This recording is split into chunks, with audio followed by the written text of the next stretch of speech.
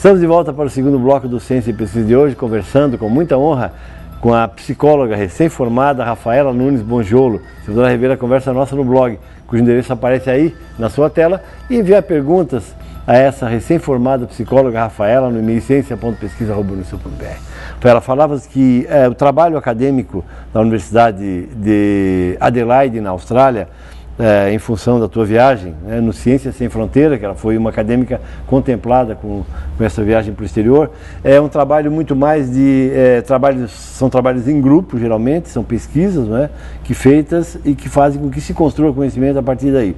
Agora, isso exige um conhecimento prévio, ou seja, uma capacidade interpretativa muito maior formada nos ensinos anteriores, no ensino fundamental, médio, não entende dessa forma? Ah, não, mas quando eu falei sobre isso, eu estava justamente falando sobre o ensino fundamental. Ele já tem, é assim que as escolas funcionam lá, né? Então, eles têm esse hábito, quando eles vão para a universidade, eles já têm esse hábito formado. Ah, perfeito. Já vem arraigado, então, construído com a própria educação formal que eles passam no país, é isso, né? Isso mesmo. Puxa vida, que legal. E para ti foi enriquecedora essa experiência de conhecer esses detalhes, Rafaela? Eu acho que tudo que a gente vai um pouco além é claro que é enriquecedor. Que bom. Agora uma coisa, quero ver se com esse teu sorriso radiante aí tu conta para nós o seguinte. Todo final de curso escreve uma monografia, que no nosso caso é chamado de trabalho de conclusão de curso, de TCC. Qual foi o tema do teu TCC? Quais foram as alegrias que ele te trouxe? Quem foi a tua orientadora, aliás? Como é que foi? Então, o meu TCC ele foi sobre a psicossomática psicanalítica. Psicossomática psicanalítica, é isso? Isso. Tá. E a minha professora orientadora foi a Jane Martins. Sra. Jane Martins. Sra. Jane, nossos cumprimentos pelo brilhante trabalho de orientação. Foi um trabalho bem legal, assim, entre eu e ela. Apesar de que ela disse que ela que ela achou que ela podia ter feito melhor, mas eu acho que ela estava sempre ali quando eu precisei. Claro. Não, mas veja bem, Rafaela, os orientadores, nós sempre temos esse sentimento de incompletude quando acabamos um trabalho, porque como é processo, é construção no caminhar, sempre fica esse sentimento, mas isso é enriquecedor também, né? Isso é construção de conhecimento efetivo, né? Que sempre nos dá esse sentimento, né, de não estar ainda pronto, não estar concluído, de que faltou alguma coisa, sempre isso. Mas que legal. Então, e fala mais do teu TCC. Quem foi a autora em que tu baseaste para escrever o teu trabalho? Então, o TCC foi sobre a obra da Joyce McDougall, né, a obra que se chama Teatros do Corpo. Certo. E desde o princípio que eu comecei a ler o livro, eu simpatizei com a linguagem dessa autora, que ela é uma linguagem muito simples, né, fácil de compreender, esse assunto que é tão interessante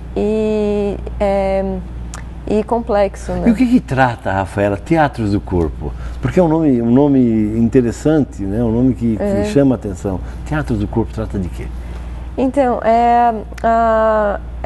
quando ela fala em teatros, ela fala que o psicanalista ele deve interpretar o seu próprio teatro antes de interpretar o teatro do seu paciente. Olha que interessante. Então, o teatro é o eu no palco do mundo. Né? Então, por que a gente faz as coisas das maneiras que a gente faz e poder interpretar isso, e quando a gente fala de psicossomática é quando essa interpretação é feita através do corpo, ou seja, uma gastrite, ou um câncer, ou uma alergia, qualquer coisa que ela não pode ser dizível, né, através das palavras, elas são expressas no corpo, aquela angústia é expressa no corpo. Como é que a psicologia vê isso, Rafaela? Quer dizer, existe uma relação entre a nossa mente, o nosso pensar, o nosso estabelecer as nossas metas metafisicamente, através do nosso psique?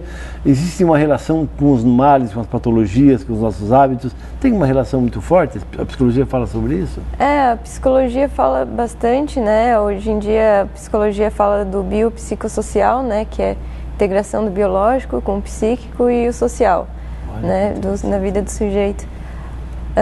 Mas além disso, a gente vê que, né, tem alguns autores que dizem que existe uma separação ainda.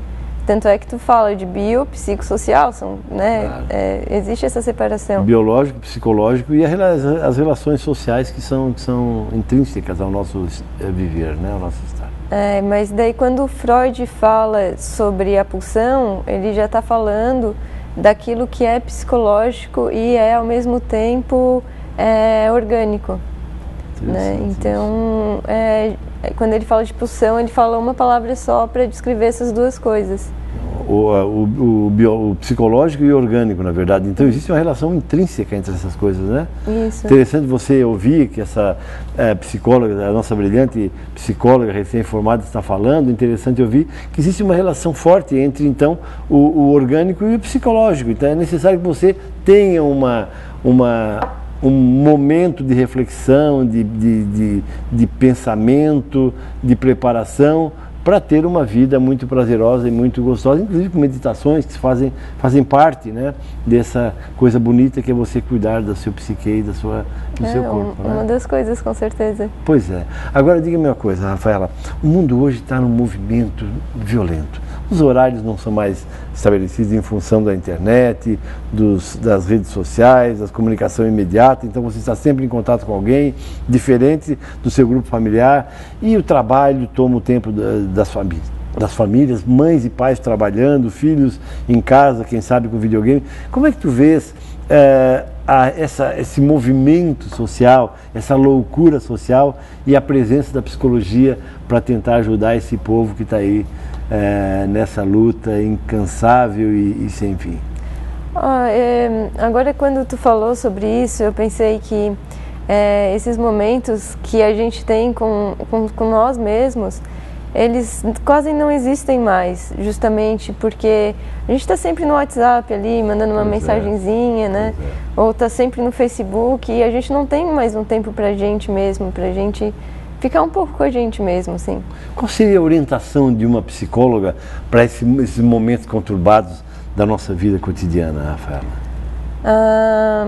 Então eu acho que a psicologia, ela pode suprir isso, ela pode ajudar a pessoa a entrar em contato consigo mesmo, né? Se não tem esse costume de fazer por si próprio. Então, se não tem esse suporte, quer dizer, auto-adquirido com o tempo, você precisa de um profissional. E daqui a pouco mais nós vamos falar no último bloco exatamente sobre a importância desse profissional e o que ele pode, como é que ele pode ajudar nós simples humanos e normais. Pode ser?